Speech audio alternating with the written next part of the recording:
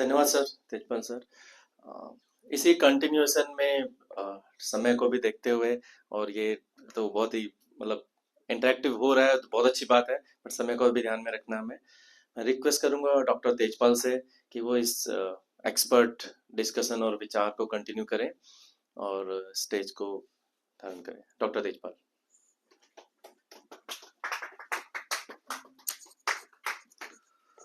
बहुत बहुत धन्यवाद हरीश डोबरियाल जी।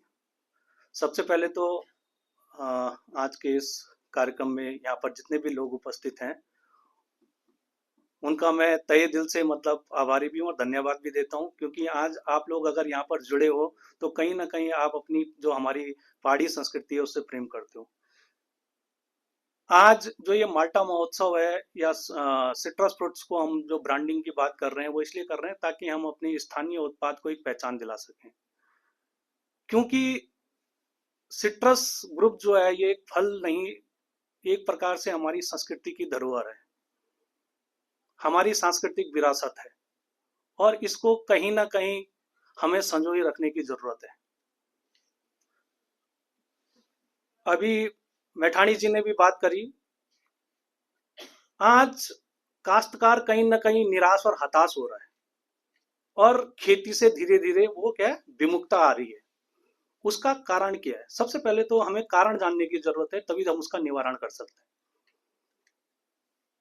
क्यों हमारे स्थानीय फल को एक प्रकार से बिल्कुल नजरअंदाज कर दिया गया? और सेब, कीवी, ड्रैगन, आज आप देखेंगे स्टेट में से एप्पल मिशन है, कीवी मिशन है, और अब ड्रैगन फ्रूट मिशन भी आ गया है। यहाँ पे मिशन मोड में सिर्फ अच्छी गुणवत्ता युक्त पौध लाना नहीं है।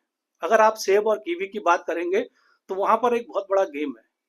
हम उसके साथ साथ एक पूरी टेक्नोलॉजी लेके चलते हैं, क्योंकि पौधे की उतनी कीमत नहीं है जिससे ज्यादा उसके जो इंफ्रास्ट्रक्चर उस पर लगता है, जो ट्रेनिंग सिस्टम हम लोग उस पर फॉलो करते हैं, उससे ज्यादा कीमत उसकी होती है। आपने देखा होगा आजकल सेब को आम बागवानी की तरह नहीं लगाते हैं कि आपने पेड़ लगा दिया, आपको पहले उसका पूरा इंफ्रास्ट्रक्चर आपको सेट करना पड़ता है। कीवी की जब हम बागवानी करते हैं तो उसके लिए पूरा इंफ्रास्ट्रक्चर सेट करना पड़ता है, और उस इंफ्रास्ट्रक्चर के पीछे काफी आपकी कॉस्टिंग आ जाती है। वहीं जो हमारा स्थानीय फल है या जो हमारी संस्कृति से रचा बसा फल है, इसको बहुत ज्यादा इतने इंफ्रास्ट्रक्चर की जरूरत नहीं होती है। दुर्भाग्य कहिए, चाहे ये सिर्फ मैं सिट्रस की बात नहीं कहूंगा, ऐसी हमारा मंडवा झंगोरा, वो क्यों पिटा? क्यों? क्योंकि उसका बाजार में समय से उसमें दाम नहीं मिल पाया। बड़ा इंटरेस्टिंग है, किसान को क्या मिलता है? एमएसपी। क्या मिलता है? एमएसपी, मिनिमम सपोर्ट प्राइस, या हिंदी में कह लीजिए न्यूनतम समर्थन मूल्य। अब मार्केट को क्या मिलता है? एमआरपी, मैक्सिमम रिटेल प्राइस, मतलब जितनी ज्यादा कीमत में बेच सकते हो बेच लो। मतलब जो बेचारा पूरे दिन रात खेत में मेहनत कर रहा है, अपना श्रम उसमें दे रहा है, अपनी मेहनत उसमें लगा रहा है, उसको तो क्या मिल रहा है? न्यूनतम। और बाजार को क्या मिल रहा है? अधिकतम। वो क्यों आया बीच में? क्योंकि कहीं ना कहीं इसमें मिडिल मैन का इन्वॉल्वमेंट बढ़ा है। तो यही कारण है कि जो हमारे स्थानीय उत्पाद हैं वो धीरे धीरे क्या हुआ, लोगों की उससे विमुखता बढ़ती चली गई। सिर्फ फलों की बात नहीं, ऐसी हमारा मंडवा झंगोरा। और जब कोई चीज बिल्कुल खत्म हो जाती है या इंडेंजर्ड की तरफ चली जाती है, तब उस पर थोड़ा सा सरकारों का ध्यान जाता है। आज हम भले श्री अन्न बोल लें, और आप देख रहे होंगे कि पिछले एक साल से मतलब एकदम से ऐसा चेंज आया कि श्री अन्न, हमें मिलेट्स पे फोकस करना चाहिए। अरे हम तो पहले से ही मिलेट पे फोकस कर रहे थे। क्यों? क्योंकि वो हमारी संस्कृति से रचा बसा चीज थी। हमारे घरों में मंडवे के उत्पाद बनते थे, हमारे झंगोरे के उत्पाद बनते थे, कौड़ी के उत्पाद बनते थे। आज ज्यादा से ज्यादा जो मिलेट्स प्रजातियां वो विलुप्त होती चली गई है। ऐसी हाल सिट्रस का हो गया है। जो हमारी नारंगी आजकल देखने को भी नहीं मिलती है। कारण क्या है? क्योंकि हमने धीरे धीरे जो आपका, जिनकी मार्केट में अच्छी पकड़ है, चाहे सेब कह लीजिए, कीवी कह लीजिए, है तो सभी जितने फल होते हैं पोषकीय गुणों से भरपूर होते हैं। भाई किसी में कम होगा, किसी में ज्यादा होगा। अब ऐसा तो नहीं कि देखो, हम कहते हैं कि शरीर के विकास के लिए कम से कम 16 से 17 पोषक तत्वों की आवश्यकता होती है। अब ये जरूरी नहीं कि वो सेब से ही मिल पाएगा, आपको सारे फ्रूट्स कंज्यूम करने पड़ेंगे। तो ऐसा क्या है कि सिर्फ सेब और कीवी की तरफ ही भागा जा रहा है? क्यों नहीं हम उस माल्टे को, जो हमारा मतलब बिल्कुल पोषकीय गुणों से, औषधीय गुणों से भरपूर जो हमारा फल है, उसकी तरफ ध्यान मतलब नहीं दिया जा रहा है? तो ये कहीं ना कहीं एक मतलब दुर्भाग्य का विषय है। और इस मामले में मैं धात संस्था का विशेष रूप से मतलब तहे दिल से आभारी भी हूँ कि जो लगातार विगत 2-3 वर्षों से हमारा जो स्थानीय फल है उसको एक विश्व पटल पे पहचान दिलाने की कोशिश कर रहा है। और निश्चित तौर पर मुझे लगता है कि इसी तरीके से अगर हम काम करते रहे, मार्केट जो हमारा स्थानीय उत्पाद है उसको ऐसे ही प्रमोट करते रहे, तो निश्चित तौर पर ये विश्व पटल पर एक पहचान भी बनाएगा। आज की डेट में आप देखोगे कि आधा से ज्यादा जो जो हमारे जो फल हैं वो उनके जगहों के नाम से पहचाने जा रहे हैं। मार्केट में देखो, आपका नागपुर का संतरा, आपका खासी का संतरा, कुर्ग का संतरा, क्यों नहीं बोला जा रहा है कि उत्तराखंड का माल्टा? क्या उस माल्टे में वो चीजें नहीं है? तो इस चीज पे थोड़ा सा विशेष ध्यान देने की जरूरत है। आज मुझे थोड़ा सा कहा गया था कि इस पे पॉलिसी पे जरा बात की जाए, इसके नीति मसौदे पे। तो नीति मसौदा अब मुझे लगता है कि एकदम से हम चेंज नहीं कर पाएंगे। सबसे पहले तो हमें जो किसान हताश हो रहा है उसकी हताशा को दूर करना पड़ेगा। कहीं ना कहीं अगर आप लोग भी यहाँ पर बैठे हैं, अगर आंकड़े देखे जाएं तो जो सिट्रस फ्रूट्स हैं उनका प्रोडक्शन कहीं ना कहीं घटा है। और अगर मैंने जो अभी विभागीय आंकड़े देखे उसमें 80,000 मैट्रिक टन थे, जबकि मुझे लगता नहीं है कि इतना मतलब प्रोडक्शन उसका होगा।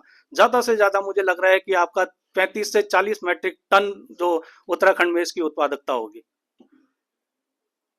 मैं कहता हूं कोई बात नहीं, हमारा 35 से 40 मैट्रिक टन ही है, पर कम से कम उस उत्पादकता को हम स्थिर तो कर पाए, वो गिरे तो ना नीचे। तो इस दिशा में सोचने की जरूरत है। और वो तभी संभव हो पाएगा जब हम पूरा एक प्लानिंग मोड में उसमें चलेंगे। और वो प्लानिंग कैसे हो सकती है? एकदम से नहीं हो सकती। उसके लिए हमें अपना विजन प्लान बनाना पड़ेगा। और क्योंकि पहले भी हमने मतलब क्योंकि मैं गवर्नमेंट ऑर्गेनाइजेशन में रहा हूँ, इससे पहले मैं बरसार विश्वविद्यालय में था, लगभग 7.5 साल 8 साल मैंने जो वहाँ पर एक आईसीआर का उपक्रम होता है, कृषि विज्ञान केंद्र, वहाँ पर मैं विषय वस्तु विशेषज्ञ के तौर पर कार्यरत था। और 2020 में मैंने सेंट्रल यूनिवर्सिटी ज्वाइन की। और जो 7.5 साल 8 सालों का मेरा जो अनुभव था, या किसानों के बीच में जाकर जो हमारा डिस्कशन होता रहता था, वहां पे हमने जमीनी हकीकत को समझा कि वाकई में हमारा काश्तकार क्या है, धीरे धीरे खेती से विमुख हो रहा है। हाँ, जितना हमारा बागवानी का क्षेत्रफल बढ़ा है, पूरा ओवरऑल कहेंगे, मतलब बागवानी का क्षेत्रफल बढ़ा है, कृषि का क्षेत्रफल हमारा कम हुआ है। जोत हमारी सीमित है, जोत बढ़ नहीं सकती। वो जो जोत थी पहले वो उतनी ही है। हाँ, परिवार बड़ा होता जाएगा, जोत आपकी घटती चली जाएगी। तो हमें इन चीजों पर विशेष ध्यान देने की जरूरत है। तो उसके लिए हम क्या कर सकते हैं कि कुछ शॉर्ट टर्म, मिड टर्म और लॉन्ग टर्म इस तरीके से अपना विजन प्लान बना सकते हैं, क्योंकि एकदम से परिवर्तन लाना संभव नहीं है। तो हम कुछ अल्पकालिक चीजें कर सकते हैं, कुछ मध्यमकालिक और कुछ आपका दीर्घकालिक। तो सबसे पहले तो अभी जरूरत है कि जो हमारा उत्पादन है वो स्थिर रहे, वो घटे ना, जितना है उतना तो बना रहे। और दूसरा, जो हमारा काश्तकार हताश हो रहा है वो हताश ना हो। उसके लिए हम क्या कर सकते हैं? सबसे पहले हमें जानना होगा कि जो सिट्रस है उसमें जो गिरावट आई है, जो विगत 15-20 सालों में जो गिरावट आई है, उस गिरावट के कारण क्या थे? एक तो आपका जलवायु परिवर्तन। जलवायु परिवर्तन का लगभग लगभग आपका सभी फसलों पर प्रभाव पड़ा है। और जो हमारी सिट्रस फ्रूट्स हैं वो भी मतलब कुछ उससे हटे नहीं है। जलवायु परिवर्तन से बहुत सी चीजें होती हैं, ऐसा नहीं कि सिर्फ आपका मौसम से मतलब टेम्परेचर बढ़ने लग गया है, कुछ होने लग गया। उससे साथ साथ क्या होता है, जो आपके प्रकृति में जो हानिकारक फफूंद है या जो कीट हैं, वो भी आपका अपना वो चेंज करते हैं। तो हमारे एक तो जो बाग हैं वो आपके पुराने हैं, क्योंकि जब सिट्रस आया था तो वो भी किसी योजना के माध्यम से ही हमारे उत्तराखंड में आया था। और आज की डेट में वो बाग हमारे क्या है, बहुत पुराने हो चुके हैं। कम से कम ये मान के चलिए कि 40 साल 50 साल पुराने बाग हैं। आज हमें या तो नए बागों की जरूरत है या उन बागों के जीर्णोद्धार की जरूरत है। भाई अगर हम नए बाग नहीं लगा सकते तो कम से कम जो हमारे पुराने बाग हैं उनका जीर्णोद्धार किया जाए। पहले तो हमें बाग के कॉन्सेप्ट को भी समझना पड़ेगा। खासकर सिट्रस में मैं कहूंगा यहाँ बाग तो बिल्कुल है ही नहीं। मैं भी उत्तराखंड के लगभग लगभग हर गांव में विजिट किया हूँ, और मैं खुद उत्तराखंड के मतलब दूरस्थ जिले से, चमोली से बिलोंग करता हूँ। नारायणबगड़ हमारा ब्लॉक है, और हमारे यहाँ जो ये नींबू वर्गीय फल है वो बहुत पहले से होते चले आ रहे हैं। तो हमें ये समझना पड़ेगा गिरावट आई क्यों है। तो मैं बार बार कह रहा हूं कि जो हमारे जो पुराने बाग हैं उनका जीर्णोद्धार करने की जरूरत है। दूसरा, बाग का कॉन्सेप्ट समझने की जरूरत है। ऐसा नहीं कि हमने घर में 2-4 पौधे लगा दिए उसको हम बाग कहने लग जाएं। बाग जब भी लगाते हैं वो आपका पूरा वैज्ञानिक तरीके तौर तरीके से लगाया जाता है, और कम से कम 50-100 पौधों का अगर आप उसको सिस्टमेटिक और साइंटिफिक तरीके से लगाते हो तो उसको हम बाग कहेंगे। 2-4 पौधों को हम बाग नहीं कह सकते। यहाँ तो सब बोलते हैं कि किसी ने कहीं भी लगा रखा है, बोल देंगे मेरा बाग है। वो बाग नहीं है। हमें बाग की परिभाषा को समझना पड़ेगा। दूसरा, गुणवत्ता युक्त पौध। अभी मैठाणी जी भी बात कर रहे थे कि हमारा उत्पादन तभी बढ़ेगा जब हमारे पास गुणवत्ता युक्त पौध होगी। अब वो गुणवत्ता युक्त पौध आएगी कहां से? सोचने वाली बात है कि गुणवत्ता युक्त पौध आएगी कहां से। तो उसके लिए कहीं ना कहीं हमें जो हमारी स्थानीय नर्सरियां हैं उन स्थानीय नर्सरियों को प्रमोट करने की आवश्यकता है। और वो नर्सरियां भी ऐसी होनी चाहिए जो आपका जो NHB है, नेशनल हॉर्टिकल्चर बोर्ड, उसके द्वारा क्या हो, एक्रेडिटेड हो। क्योंकि आपने ध्यान दिया होगा कि हमारे स्टेट में नर्सरी एक्ट भी लागू हो चुका है, जिसके तहत कोई भी जो नर्सरी स्वामी है वो अगर कोई गलत फलदार पौध अगर किसी काश्तकार को देता है तो उस पर भी जुर्माना मतलब किया जा सकता है। क्योंकि यहाँ पर कोई सब्जियों की खेती या आपका जो पारंपरिक कृषि की खेती की बात नहीं कर रहे हैं जो फसलें 3 या 6 महीने की होती हैं। क्योंकि वहां पे क्या होता है, अगर आपको गलत बीज मिल भी गया तो आपका नुकसान जो होगा वो 3 या 6 महीने का होगा। पर फलदार पौधों की जब हम बात करते हैं तो आपको नुकसान का पता कब चलेगा है? जनरली 4 या 5 साल बाद।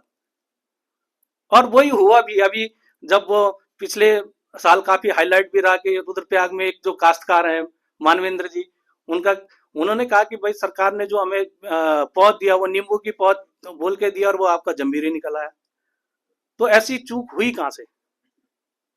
अगर मतलब विश्वसनीय सोर्स से कभी भी कोई प्लांटिंग मटेरियल लिया जाएगा और उसका प्रॉपर बिलिंग होगी तो निश्चित तौर पर वो आगे आपका उत्पादन भी अच्छा देगा। तो इस चीज को हमें थोड़ा सा एक ध्यान में रखने की जरूरत है कि गुणवत्ता युक्त जो पौध हमारे पास अवेलेबल हो। इसलिए हमें थोड़ा सा यह जो स्थानीय नर्सरियों को प्रमोट करने की जरूरत है, उनको स्टेट हॉर्टिकल्चर के थ्रू एक्रेडिट कराने की, अगर NHB से नहीं, क्योंकि NHB का थोड़ा टाइम प्रोसेस लंबा होता है। उसके लिए पहले आपको क्या है, अपना मदर ब्लॉक स्टेब्लिश करना पड़ेगा। कम से कम 5 साल पुराना बाग होना चाहिए उसके लिए। 5 साल, क्योंकि सबसे पहले जब टीम आती है तो वो यही देखती है कि आपका जो मदर ब्लॉक है वो कहाँ है। तो मदर ब्लॉक की स्थिति के आधार पर एक्रेडिटेशन दिया जाता है।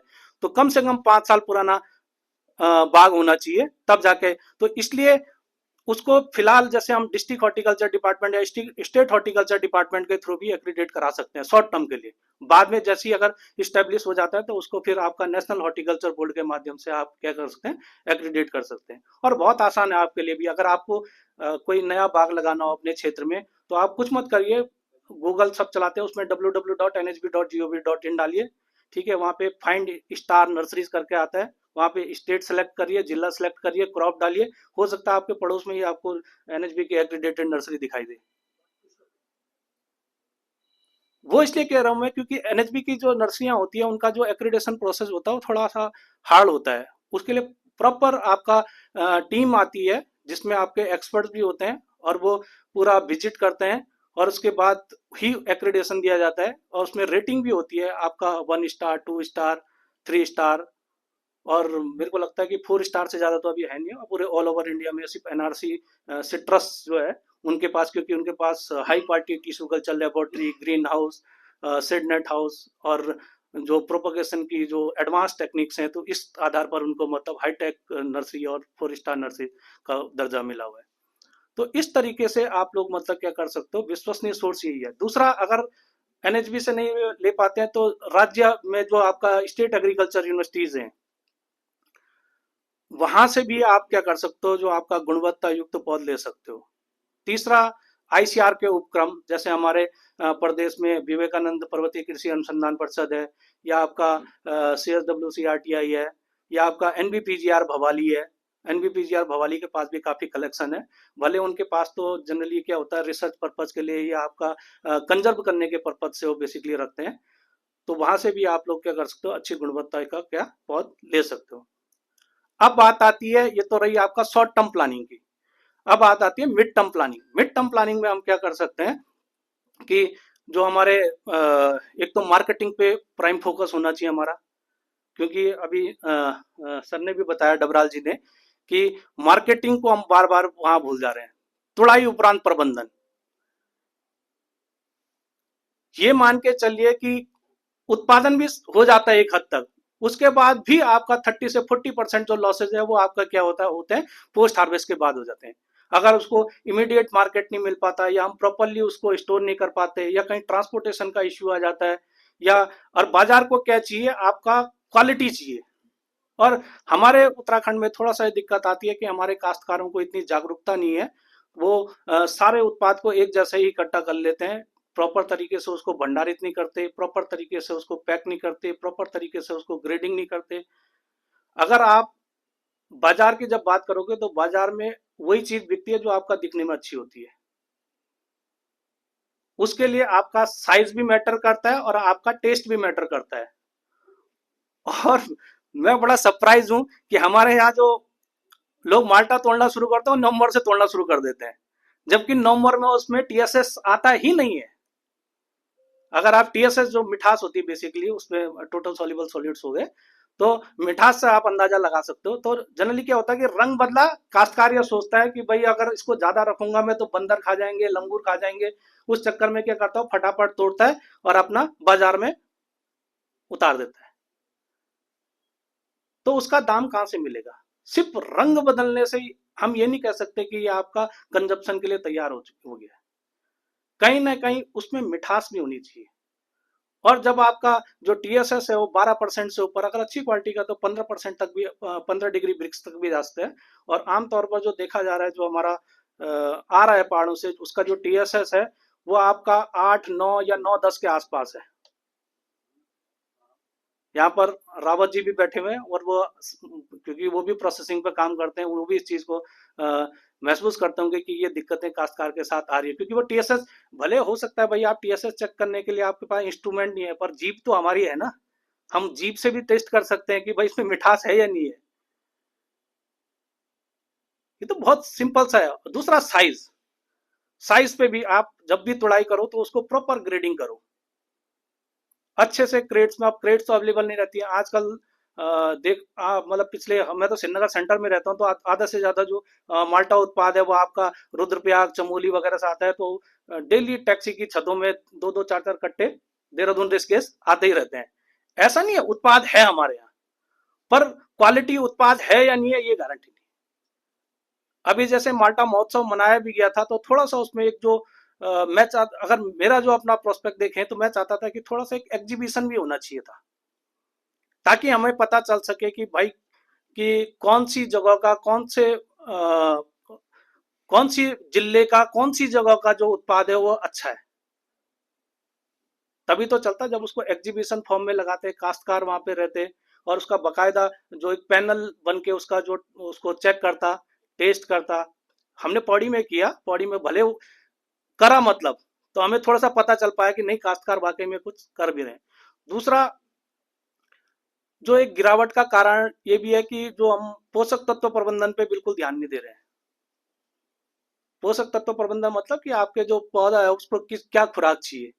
भाई जब मैं कह रहा हूँ कि जो 16 से 17 पोषक तत्व, वो चाहे हम इंसान हो, हमारे लिए भी जरूरी है, जानवरों के लिए भी उतने जरूरी है, और पेड़ पौधों के लिए भी उतने ही जरूरी है। और बड़ा इंटरेस्टिंग है कि जो हमारे नींबू वर्गीय फसलें होती हैं, उनको जो मैक्रो न्यूट्रिएंट के साथ साथ माइक्रो न्यूट्रिएंट की भी ज्यादा जरूरत होती है। और विगत अभी 1-2 हफ्तों से मैं लगातार कभी टिहरी, कभी रुद्रप्रयाग, क्योंकि हमारे यहाँ विंटर वैकेशन था 1 से लेकर और 16 तक, तो मैं इस बीच लगभग लगभग सभी जगह घूमा। तो हमने वहाँ पे देखा भी जो बाग लगे हुए हैं, या बाग तो नहीं कहूँगा, मतलब जो लोगों के घरों में माल्टे के या नींबू के जो पौधे लगे हुए हैं, तो काफी दिक्कतें भी आने लग गई हैं।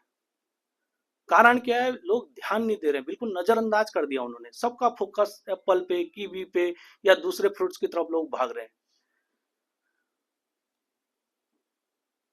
बीमारियां इतनी आ गई हैं कि पूछो मत। और उन बीमारियों का काश्तकार को पता ही नहीं कि इसका मतलब रोकथाम कैसे करें, या करना भी नहीं चाहते। वो क्या कर देंगे, काट भले देंगे पर रोकथाम नहीं करेंगे। जैसे अभी मैठाणी जी भी बोल रहे थे कि वो जाली लगती है, और वो होता है कि फण जाली क्या करना, काट ही दो करके। तो ये है एक दिक्कत है। क्यों? क्योंकि हम उस फल को इतनी इंपॉर्टेंस नहीं दे रहे हैं। वहीं अगर आप सेब की या कीवी की बात करोगे तो पूरे साल भर का शेड्यूल है। यहाँ रावत जी बैठे हैं जो सेब और कीवी की खेती कर रहे हैं, पूरे साल भर का शेड्यूल है आपका, जनवरी टू दिसंबर। ऐसा कोई महीना नहीं है जिस महीने में कोई एक्टिविटी नहीं होती है। और कोई मुझे सिट्रस का कोई एक काश्तकार बोल दे कि जो पूरे साल भर उसमें मतलब काम कर रहा हो। तो हमें थोड़ा सा समझना पड़ेगा इन चीजों को, कि जितनी इंपॉर्टेंस आपकी सेब और कीवी की है, उतनी ही इंपॉर्टेंस आपका जो नींबू वर्गीय फल है उनकी है। और ये उत्पाद ऐसे हैं आपका जो फ्रेश कंजप्शन के साथ साथ प्रोसेसिंग सेक्टर को एक मतलब एक कंपटीशन दे सकते हैं। इसके जो पेय पदार्थ होते हैं, आप देखो पेय सबसे ज्यादा जो है पेय पदार्थ बनाने में यूज होता है। आपका स्क्वैश इसका बन रहा है, एपिटाइजर इसका बन रहा है, आपका आरटीएस इसका बन रहा है। दिक्कत यही है, थोड़ा माल्टा जो पिटा उसकी कहानी भी यही है कि जनरली ये क्या होता है, टाइट स्किन होता है, आपने देखा होगा टाइट स्किन होता है, मतलब इसको छिलने वगैरह में काफी दिक्कत आ जाती है। वहीं जो आपका जो फैंसी फ्रूट है जिसको मैंडेरिन आजकल कह रहे हैं लोग, ठीक है, हम नारंगी बोलते थे, उसी का थोड़ा सा एडवांस वर्जन आपका क्या हो गया, मैंडेरिन हो गया। उसी में रिसर्च करके मैंडेरिन तैयार हो गया। तो वो आपका लूज स्किन है, मतलब हर घर की टेबल पे रखा हुआ है, बच्चा भी जाके फट से छील लेता है और वो खाता है। वहीं अगर माल्टा रखा होगा, मैंडेरिन रखा होगा, सबसे पहले मैंडेरिन उठाएगा, किन्नो जिसको कहते हैं, ठीक है, वो आपका माल्टा नहीं उठाएगा। तो ये एक दिक्कत रही है माल्टे के साथ। पर प्रोसेसिंग सेक्टर में उसका कोई तोड़ नहीं है। और मैं चाहता हूं कि हर घर में लोग इसकी प्रोसेसिंग सीखें। जैसे अभी हमारे बीच से उन्होंने मतलब एक प्रश्न भी किया था कि इसको आगे रिप्लिकेट क्यों नहीं किया गया।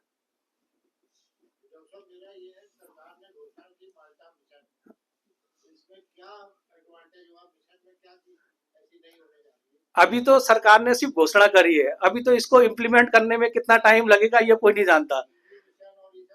देखो मिशन मोड में, देखो मेन चीज ये है, मिशन की घोषणा करी बहुत अच्छा है, कहीं ना कहीं जो हमारा स्थानीय उत्पाद है इसको पहचान मिलेगी। अब उसमें जो पॉलिसी डॉक्यूमेंट बनेगा, जो नीति मसौदा उसके लिए तैयार होगा, वो क्या होगा वो ज्यादा मैटर करता है। जो डीपीआर जिसको कहते हैं बेसिकली, मतलब कि उसके पीछे कि किन चीजों पे वो प्रायोरिटी देने वाले हैं, कि वो सिर्फ ऐसा ना हो कि मतलब बाहर से सिर्फ पौधे खरीदे जाएं, इतने तक सीमित ना रहे ना। उस पौधों को खरीद के साथ साथ किसान को हर एक स्टेप की जानकारी देना जरूरी है। मतलब आपका नर्सरी से लेकर और उसका तुड़ाई उपरांत प्रबंधन, हर एक स्टेप की उसको जानकारी देने की जरूरत है। जैसे भाई सेब के साथ क्या हुआ, मिशन मोड में तो आ गया, चाहे जलवायु है नहीं है, किसान को थोप दी गई। अब किसान परेशान, वो कटाई के लिए भी डिपेंडेंट हो गया, क्योंकि कटाई छटाई उसमें बहुत इंपॉर्टेंट होती है, बिना कटाई छटाई के वो उत्पादन नहीं देता है। उसके लिए कोई टेक्निकल एक्सपर्ट है नहीं, दूसरे राज्यों से टेक्निकल एक्सपर्ट बुलाए जा रहे हैं। वहीं हमारा जो स्थानीय फल है उसको इतनी ज्यादा जरूरत है नहीं। और इंटरेस्टिंग ये बताऊंगा कि इसमें क्या है, वेरिएबिलिटी बहुत ज्यादा है। हम बाहर से ना भी लाए, अगर पूरा उत्तराखंड के अलग अलग क्षेत्र में घूमे तो आपको बहुत ज्यादा वेरिएबिलिटी मिलेगी। उस वेरिएबिलिटी को थोड़ा सा हमें कलेक्ट करने की जरूरत है। और मैंने जो सर्किट हाउस में जो लगा था वहां पर भी मैं मुख्य वक्ता के तौर पे था, तो मैंने कहा था कि आज स्टेट को जरूरत है सिट्रस फील्ड जीन बैंक की। फील्ड जीन बैंक मैं इसलिए कह रहा हूं क्योंकि हमारी धीरे धीरे कई जो सिट्रस प्रजातियां विलुप्त हो गई हैं। और जिस तरीके से जलवायु परिवर्तित हो रही है, रोगों का कोई मतलब निदान नहीं हो रहा है, जो कीट आ रहे हैं उसके लिए कोई प्रॉपर वो नहीं किया जा रहा है। तो कहीं ऐसा ना हो कि जो हमारी और भी जो महत्वपूर्ण प्रजातियां हैं वो कहीं विलुप्ति के कगार पे ना चल जाए। तो टाइम रहते इसको कंजर्व करने की जरूरत है। वो किसान के लेवल पे भी होनी चाहिए, संस्थान के लेवल पे भी होनी चाहिए और विभाग के लेवल पे भी होनी चाहिए। और अभी ये पत्रिका अगर आप देखेंगे अतुल्य उत्तराखंड, इसमें भी हमने बहुत अच्छा मतलब वो दिया हुआ है और पूरा लिखा हुआ है कि सिट्रस की जो गिरावट के मुख्य कारण क्या थे, उसकी पूरी शॉर्ट एनालिसिस कर रखी है कि हमारी ताकत क्या है, हमारी कमजोरी क्या है, भविष्य में हमें करना क्या है। इसको फेज वाइज उसमें चलाने की जरूरत है। पहले फर्स्ट फेज में आप ऐसा करिए कि भाई जो हमारे अच्छे उत्पादक जिले हैं उन पर फोकस करिए। सेकंड फेज में जो हमारे कम उत्पादक उन पे फोकस करिए। इस तरीके से जब फेज मोड में चलेगा तभी जाके कुछ फायदा होगा। सिर्फ ऐसा नहीं कि भाई मिशन चल पड़ा, हमने बोल दिया कि भाई यहाँ की वेराइटियों में दम नहीं है, ये इसके लिए यूएसए से, ब्राजील से या कहीं और से वेराइटियां लाओ। तो इस इन चीजों से मतलब मिशन की कल्पना नहीं करी जा सकती। अब मुझे लग रहा है कि कहीं ऐसा हो सकता है। एप्पल में क्या कह रहे हैं, एप्पल में भी तो स्थानीय नर्सरियों को प्रमोट नहीं किया जा रहा है। कल तक एम एम सीरीज की बात हो रही थी, एम सीरीज की बात हो रही थी। आज अभी सर्वे डिस्कस कर जेनेवा सीरीज की तरफ बढ़। हम हर चीज के लिए क्या है वो हिमाचल पे डिपेंडेंट हो गए। हम ये तो ध्यान दे ही नहीं रहे कि भाई ये उत्पादकता गिरावट के बहुत से कारण होते हैं, सिर्फ एक कारण नहीं होता है। उत्पादकता गिरावट जो होती है उसके कई कारण होते हैं। तो हमें भी थोड़ा सा समय समय पे जागरूक होने की जरूरत है। जब जागरूक होंगे तभी मतलब कहीं ना कहीं हम जो अपना विश्व पटल पे अपने जो माल्टा है उसको पहचान दिला पाएंगे। और एक समय आएगा जिस प्रकार से धात संस्था लगी हुई है और धीरे धीरे लोग जुड़ रहे हैं, तो हम निश्चित तौर पर जो हमारा जो पहाड़ी माल्टा है या हिमालयी माल्टा है जो है उसको मतलब अपने विश्व मतलब पटल पे पहचान दिला सकते हैं। उस पर बहुत पोटेंशियल है। इतनी वेरिएबिलिटी है कि सिर्फ हमें मतलब खोजने की जरूरत है, कलेक्ट करने की जरूरत है। अगर हम अलग अलग स्थानों पर विजिट करेंगे, उनसे कलेक्ट करेंगे, उसकी नर्सरी तैयार करेंगे और उसको अपने जो काश्तकार है उनको देंगे, तो लोगों का धीरे धीरे हमारे स्थानीय फलों की तरफ क्या होगा, आकर्षण बढ़ेगा। और मैंने पहले भी कहा ना कि ये सिर्फ एक फल नहीं है, ये हमारी जो संस्कृति की धरोहर है। मैठाणी जी ने भी कहा कि कोई भी जब समूह के तौर पे कीवी या सेब नहीं देता, वो क्या बोलता है कि भाई लो माल्टा ले जाओ। और ऐसा भी नहीं कि एक दो ठीक ठाक देता है कि लो भाई 5 किलो 10 किलो कट्टा भर भी दे देते हैं, कभी कभी ले जाओ भाई। हमने कभी व्यापार करने की सोची नहीं, हम तो सिर्फ व्यवहार में ही चलते रहे। पिछले साल भी मैंने जब धात का कार्यक्रम हुआ था तो मैंने एक चीज बोली थी कि दृष्टिकोण बदलने की जरूरत है। अभी हम लोग सिर्फ कहा है व्यवहारिक दृष्टिकोण पे व्यवहारी तो कर रहे हैं कि भाई ऐसा नहीं, अभी भी आप गांव में जाओगे माल्टा बहुत लदा पड़ा है। अभी मैं रुद्रप्रयाग से हो क्या है ना, ये जखोली ब्लॉक में, तो वहां पेड़ों पे लदे पड़े हैं माल्टे। पर वो क्या है वो धीरे धीरे ऐसी दे दिए जाएंगे। तो हमें सिर्फ दृष्टिकोण बदलने की जरूरत है, व्यवहारिक से वैज्ञानिक और वैज्ञानिक से व्यावसायिक दृष्टिकोण की तरफ आना पड़ेगा। तब जाके हम निश्चित तौर पर मतलब क्या है माल्टे का एक अच्छा सा सेटअप तैयार कर पाएंगे। और एक मुझे लगता है कि सिट्रस इनोवेशन सेंटर, इस पे भी थोड़ा सा मतलब जो सरकार को या संस्थानों को ध्यान देने की जरूरत है कि ताकि जो हमारी स्थानीय प्रजातियां या वो विलुप्त ना हो पाए और उनको हम कहीं ना कहीं किसी न किसी रूप में कंजर्व कर सके, ताकि भविष्य में अगर भाई कोई हमें नई वैरायटी डेवलप करनी हो उस पर काम किया जा सके। तो एक बार पुनः बहुत बहुत धन्यवाद सभी यहाँ पर आए हुए लोगों का। और मैं बड़ा खुश हूँ कि यहाँ पर जितने भी लोग आए हैं वो कहीं ना कहीं अपनी संस्कृति से प्यार करते हैं, क्योंकि ये हमारी एक सांस्कृतिक धरोहर है और इसे बचाए रखने की हमारी जिम्मेदारी है। बहुत बहुत धन्यवाद।